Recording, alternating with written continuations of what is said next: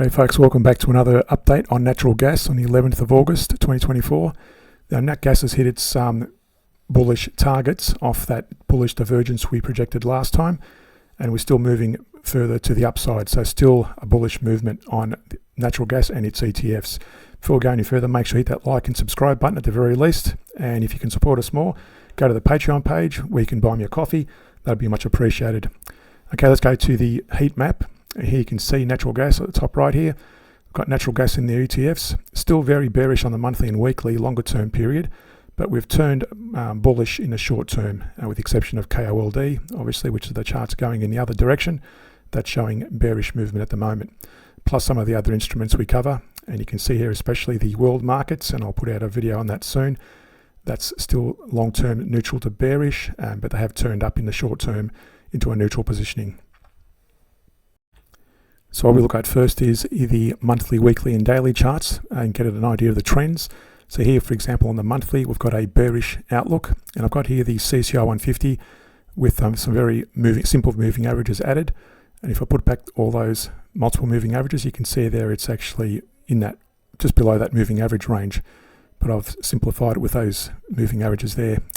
Now, that's bearish on the monthly, and you can see there it's below the moving averages of the price chart as well. Likewise on the weekly, it is still bearish, although it's moved up in that last week of trade with a nice bullish candle, and that shows the CCI moving up as well. Generally, the CCI moves in tandem with the price chart, just as an FYI. And on the daily, we did have a bearish movement, and at the moment we're still in a slight bullish movement on the CCI breaking higher. If I put those moving averages in there, you can see it's broken above the moving averages, and that's also evident on the price chart as well. If we go to the 1 hour chart, again using the 1 day time period as a reference, you would have gone short during that period when the daily is showing bearish movement. You would have taken short positions from the 16th of June, which was back in this period. So from the 16th of June, you would have taken short periods from that point down. And if we put in the arrows, that's where you would have taken all those short entries moving down in alignment with the CCI and the price chart. Now I've got a video on those as well, so just look in the description to reference the moving averages video, but also the where those entries and exits are. Now you'll notice here we had a few bullish divergence as indicated by those lines, those trend lines, higher lows on the CCI versus lower lows on the price, and I've marked those targets with these little rectangles where they've each been hit. And the more recent one we had was this target here, as projected in our last video. We did get down to this point in terms of a divergence, and we would have drawn a Fibonacci from that low to that high. So if we zoom in, we go back to the recent high before that divergence started, and you can see there that target area, and the minimum target we choose is at 23 to the 38% level. That's a minimum retrace, and more than 90% of the time it hits this retrace level. But you can see here the CCI is still rising. It's had a couple of little pullbacks, but it's still currently in a neutral positioning. So based on the daily trend, you would only take long trades from that point on. So if I put in the long arrows, you'd only take those long trades. So buy, sell, and you'd still be in a buy situation. Actually, no, you would have closed it out when the CCI hits that target, that moving average, or when the CCI hits the moving averages of the price chart. So that's where the current long entries would be. But again, I wouldn't be going long now until we see this break higher as well on the CCI. This is BOIL. That's very bearish on the monthly still. No CCI indicated for it.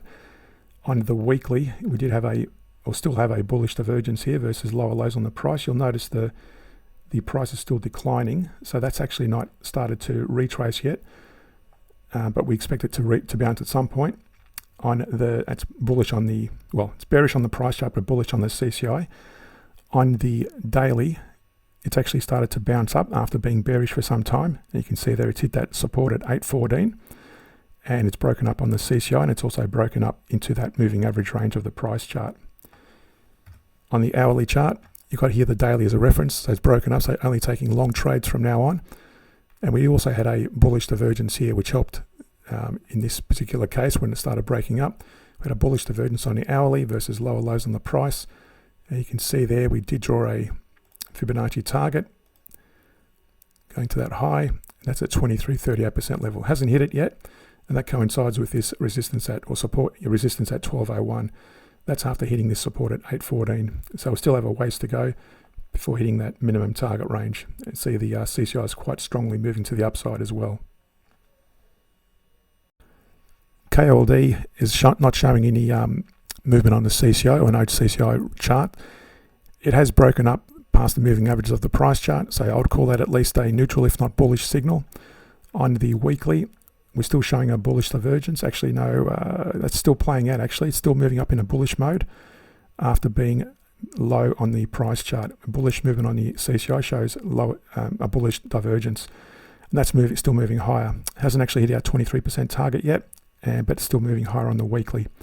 On the daily, it did bounce off this 33.95 support, which we drew up some time ago, broke through this previous resistance at 59.53, and then bounced up and hit this 85.10 key resistance, and it's bouncing now down to the downside. And that daily is also showing a bearish movement on the CCI. If we go to the 1 hour chart, again using the daily as a reference, you would have taken long trades from the 26th of June. So going back to the 26th, you would have taken those long trades. Nice big bullish trade there, another small trade there.